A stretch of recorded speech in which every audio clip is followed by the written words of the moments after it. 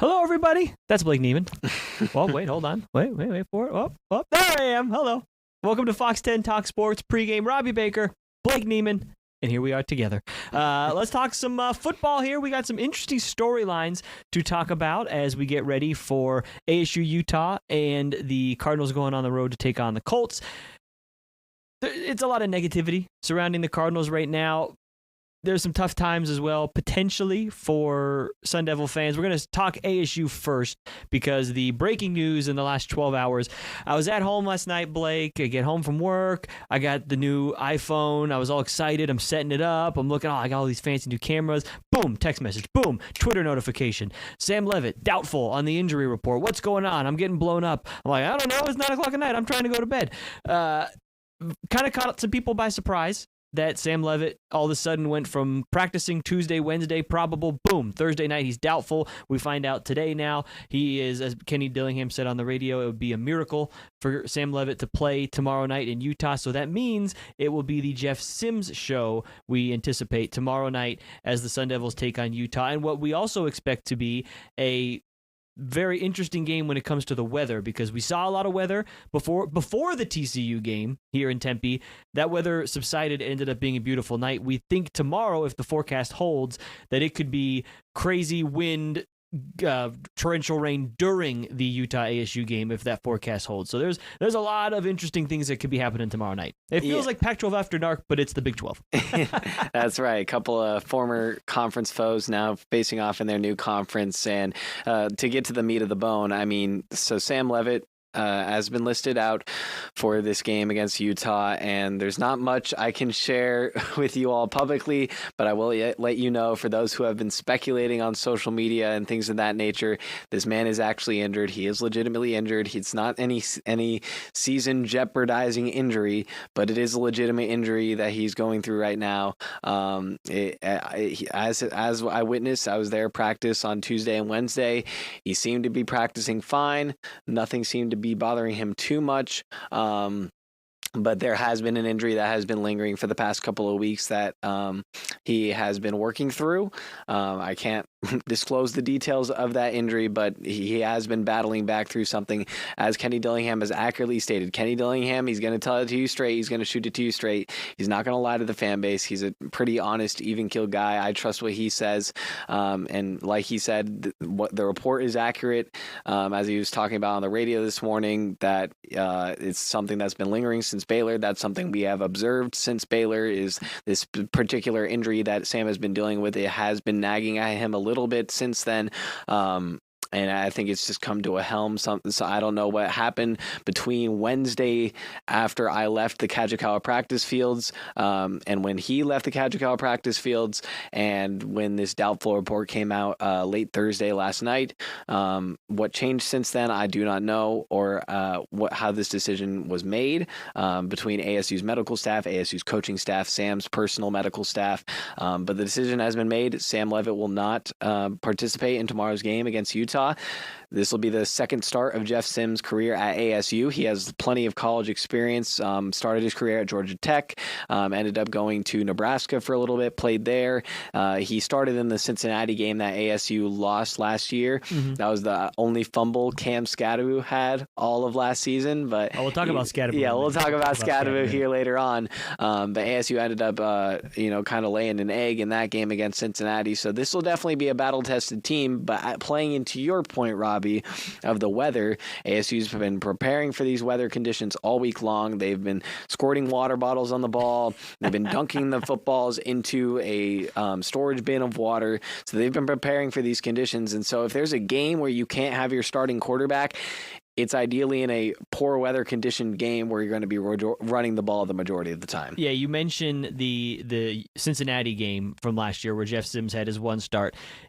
You know, when you look back at that game, obviously ASU lost that game, but that loss did not hurt them. They ended up going on a run and going to the Big 12 championship game. And in that loss, it's funny looking back at it, in my memory, I thought, well, Jeff Sims didn't play great in that loss, and Scadaboo didn't play great, but his stats, he was 12 for 23, 155 yards passing, and no touchdowns, no interceptions. In rushing, he ran the ball 14 times for 53 yards, averaged about 4 yards a carry in that game. It was not good enough to get the win, and I remember watching that game, and talking to some people around the program afterward as well, that it was a conservative approach by ASU's, offensive minds in that Cincinnati game, because Cincinnati was not necessarily a world-beating team last year. They were, at the time of that game, people probably considered them roughly the same as ASU at the time that they played. And Jeff Sims, it was the first time he'd started since transferring in, and they were kind of maybe just trying to get him through that game a little bit, and it ended up not working, and they lose that game on the road. I don't think we'll see that tomorrow. I think the game plan will be dictated a little bit by what the weather allows them to do, but I will repost it on my Facebook and my Twitter feed when we're done with the show here. The story I did with Jeff Sims up at Camp T, because it's worth noting, is this his 6th or 7th year of eligibility? I believe this is his 6th year. 6th year, so he'll be out of eligibility after this year. But this is a guy that came back to ASU his last year he had in college, and he knows he's not going to play. I mean, he's going to play if something bad happens to Sam Levitt, but there's no competition. He can't overtake Sam Levitt as the starter. And Jeff Sims came back and basically told me he thought his best opportunity to have a chance to play at the next level or in the CFL or anywhere was to be the backup at ASU because of the offensive minds, Kenny Dillingham, Marcus Arroyo, Sean Aguano, Jason Mons, all the offensive minds that ASU has. Even being the backup, Jeff Sims told me, thought would make him better moving forward. And then there was times, as well as I do, watching during fall camp, there was times watching Jeff Sims operate, albeit with the second team, there was times watching him operate that I was kind of like, dang, Jeff Sims.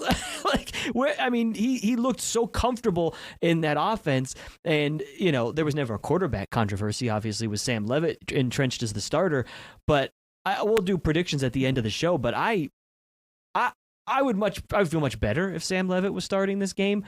I'm not worried that Jeff Sims is I have confidence in Jeff Sims operating this offense. I definitely think Sun Devil fans and fans in general need to give Jeff Sims more credit than he's been given right now. A lot of people are putting a label on him as an interception artist because of what he's done at Nebraska and previously at Georgia Tech and how he's kind of had some turnover problems at those previous stops. But people also may remember is that Jeff Sims also came in and kind of led that finishing second half for ASU against Utah because Sam Levitt got injured with a rib injury last year. Oh, that's true. Against Utah in that game. So Jeff Sims came in, actually scored a rushing touchdown in that Utah game. Sam Levitt would ultimately come back into that game and later miss the Cincinnati game. But Jeff Sims played in that game against Utah. This is a guy who has played a lot of college football. He's learning from one of the best offensive minds, couple of the two best offensive minds in the game of college football with Marcus Arroyo, who's developed Justin Herbert, Jared Goff, and then you look at Kenny Dillingham, who's developed Bo Nix, as well as Jordan Travis, who had a really good year at Florida State a couple of years back. So, he's in a system that's putting him in a good position to succeed. Sam has been very admirable of the ways Jeff has handled the situation through this whole experience of having the maturity to come back and be such a supportive guy. You can see it out there at practice is that Sam and Jeff, they have a special bond and they have a really close connection. And I think that's going to rub off on Jeff as well, just having a younger face in there. And look, this ASU running attack is legit. Raleek Brown, going into last week before the bye week with him not playing, obviously got surpassed. But going into the bye week ahead of the slate of games last Saturday, he was the leading rusher in the Big 12.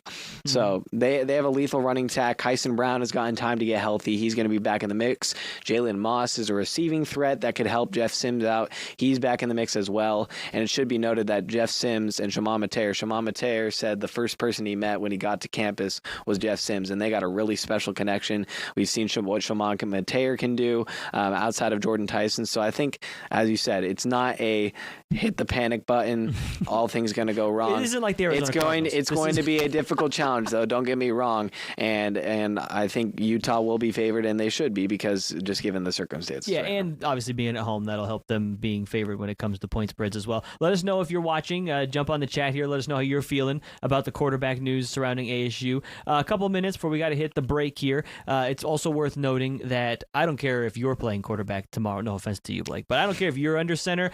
Jordan Tyson is still out there catching passes. This is true. To have a game-breaking type wide receiver talent, it only elevates whoever the quarterback is. So I'm sure there will be times in tomorrow's game, no matter what the weather condition is, that if Jeff Sims is in a panic situation, scrambling, or they're off schedule, whatever it is, just look for 0. And they're in throw it. And they're in the Jail Mary unis, so there's got to be some good Good charisma there. But yeah, it's almost like the DeAndre Hopkins, Kyler Murray when they had that connection for a couple of years. That was like, screw it, he's down there somewhere. Just having a Jordan Tyson type player will unlock and elevate whoever is playing quarterback. Before we get to the break, I want to dive into the defense for ASU real quick, because they're going up against a Utah offense that has looked good in the early part of the year, albeit their one game against Texas Tech, that was their best opponent so far. They kind of sputtered, but against lesser opponents, they put up big numbers. Devin Dampier, former Saguaro Sabercat, played under Jason Mons. The transfer from New Mexico, he's looked good, but ASU's defense in a bad weather potential game, 6 turnovers forced in their last 2 games. They lead the Big 12 in sacks. They can get after the quarterback, and it's not just Brian Ward scheming things up. It's that those edge rushers just beating guys and getting after the quarterback. That's another reason I feel like ASU fans should not be hitting the panic button in this game, because this defense is legit. Brian Ward told us in his availability this week to get your popcorn ready, because this is a Utah offensive line that has 2 potential first-round picks on the offensive line versus an ASU defensive line that, as you said, is around going into last week before the bye week was second in the nation in sacks with 19. They leads the Big 12 still, has been very good with their pass rush. Prince Storba had 3 sacks alone against TCU. Clayton Smith is a very lengthy guy off the edge. And then you got CJ Fight. And the defensive tackles don't get enough credit, a part of that defensive line, because CJ Fight is virtually getting double teamed a lot of the time in those situations. Justin Watley missing in on as a base end guy. That defensive line creates a lot of havoc, and that opens up the secondary, which has kind of been thin without a guy in Xavier Alford, who's your typical leader. He's been out, I believe, the last 3 games, at least 2. And he'll be Mississippi State was the last game he played, and he'll be out again this week with an injury. But the secondary stepped up. This is a team that has been able to punch out the football. The linebacker core cannot be overstated how good they have been. Jordan Crook, we just spoke with Keyshawn Elliott a little bit ago, and those guys have been getting after the football. Even younger guys like Martell Hughes, who came up with a big interception to kind of seal the game. This is a defense that is going to bring the juice for sure. Yeah. Well, so we'll talk a little bit more about this ASU Utah matchup, and then, because they do also play on Sunday, we will talk about the Cardinals. We're trying to keep it positive here in the comments as well. We'll be back here in just a minute on Fox 10 Talk Sports Pregame.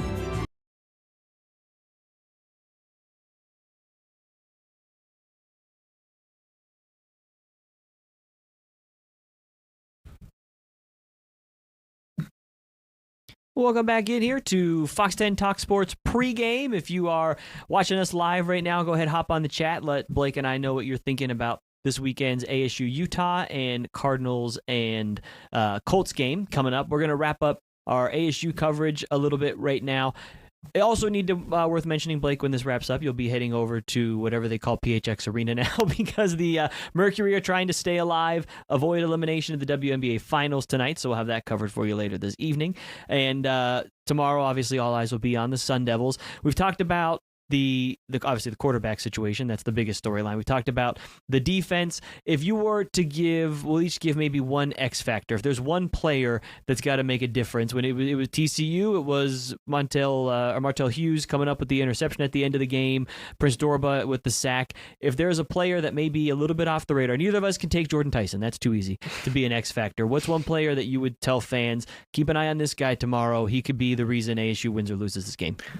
I think it's, for those who are following ASU closely, it's kind of obvious, but Raleek Brown. If Raleek Brown can get going, and I believe if he can have over 75, probably going to need close to 100 rushing yards tomorrow, bare minimum, just because of the conditions and how run heavily they're probably going to be going tomorrow. But it could be a running back by committee situation. I think ASU has got to go run heavy in this situation, just knowing that you don't have the strength of your quarterback. This is, though, a Utah defense that is ruthless, and their defensive line, as we were talking about, their offensive line is also elite, and they've had an elite defense for the past few years. Even if they haven't had the wins to show for it, their defense has been really good the past couple of years. Always has a defense. Utah always has a defense. Just tough physical team, and lots of respect from Kenny Dilling in that program. But I'd say keep an eye on the running back, number 3 for ASU, Raleek Brown. If he can get going out in space, I think it could be dangerous for ASU. I'm going to go, you went offense, so I'll go on the defensive side. And I know I said only pick one, but I'll pick 2 guys because you already named them. I think CJ Fight in the middle, the nose tackle, the center of the attack when it comes to the defensive front. I would like to see him get at least a sack, kind of lead the charge when it comes to getting pressure in the backfield. And then Clayton Smith off the edge. He's played well this year. I think he's up to 5 sacks now or something like that. He has played up to the potential that people were hoping as somebody who could make a future in the NFL. He's also got to come up big. And I say that because it would be great to see CJ Fight establish, kind of, push that line back. And this is, again, you said a Utah line that has probably 2 first-round NFL draft picks. You want to establish the line of scrimmage if you're ASU's defense. But Clayton Smith is going to have the job, too, of setting the edge for Devin Dampier. Because if ASU's pass rush is going to work, it's going to be keeping Devin Dampier in the pocket. And obviously, that's such a cliche thing. You don't want to let the quarterback escape. You got to keep him in the pocket and try to get pressure. But that is literally the definition of how you got to stop Devin Dampier, because he is of a Kyler Murray, Lamar Jackson type quarterback, where if it's not there, he is very athletic, and he's going to want to run, and he's going to want to make off-scheduled plays in potentially bad weather against a very good ball-hawking ASU defense. You need a big edge setter like Clayton Smith to put pressure, but also not let him escape. So I would say I'll take a cop out here. I'll take 2 guys. CJ Fight and Clayton Smith would be 2 guys to keep an eye on. We'll give predictions for this game at the end. If you're watching, thank you. Jump on the chat. Let us know if you think ASU can get a road Big 12 win tomorrow. I'll spend a couple minutes on the Cardinals because we're contractually obligated to. No, I'm just kidding. Let's just call it a spade. It's been a bad week for the Cardinals. You lose that game to the Titans in the fashion that they did, and you can't avoid it. We're on Friday, and people are still on the national talk shows showing highlights of the fumble getting kicked into the end zone and the fumble at the 1-yard line, and Kyler Murray just staring into nothing at the time expires. And the Cardinals are also a team that still do not know who their quarterback is going to be on Sunday. Kyler Murray, from what I saw reports today, did practice today, but he didn't meet with the media this week. The Cardinals, Wednesday is usually when the quarterbacks meet with the media. Neither Kyler nor Jacoby talked Wednesday or Thursday, and then today it was Jacoby Brissett available at his locker. So even though Kyler practiced, he did not talk. Read into that what you will. He's dealing with what the team is describing as a foot injury right now. I would say, I think he's listed as questionable officially at this point. Based on what we've seen this week, it's hard to really get a gauge on if he'll play or not. But one thing to note with Kyler Murray is obviously his legs are a big part of what he does. And if he is not mobile, that's not ideal. for Kyler Murray. I mean, that's not an unfair thing to say. So it's just tough times right now. It is tough times. And they're going up against the Colts team that all of a sudden looks like the Lambeau Packer. Like, I don't know. I don't understand how Daniel Jones became Patrick Mahomes in one off season, but all of a sudden the Colts are 4-1 and they have a top 5 offense and a top 5 defense, and you got a Cardinals team just kind of limping into this one. It's Indiana Jones. I mean, that's what they're calling him now. He's really turned his career around. It's good to see him having success in a different place. I think it kind of worked out for both parties. New York's got Scat and Jackson Dart now, and then Daniel Jones is figuring out his things in Indiana. I think it kind of worked out for both parties. But look, this is going to be a daunting challenge for the Cardinals. I don't foresee them winning this game, just given the quality of football that was played last week. It was, some have said it this way, is that it wasn't the most heartbreaking loss, most devastating loss, but it may have been the most embarrassing loss in Cardinals history. Just I will credit Amari DiMercato for standing up there against the media. Like, that is a difficult thing to do. As media members, we do appreciate very much so an athlete taking accountability and willing to stand there and take shots for questions to where, you don't really know what to answer other than, I made a mistake, I dropped the ball. But he took questions like a true pro, and I was impressed by that from him. As far as Jonathan Gannon, for that incident, getting a $100,000 fine, that was from the Cardinals, not the NFL. Just so people are aware.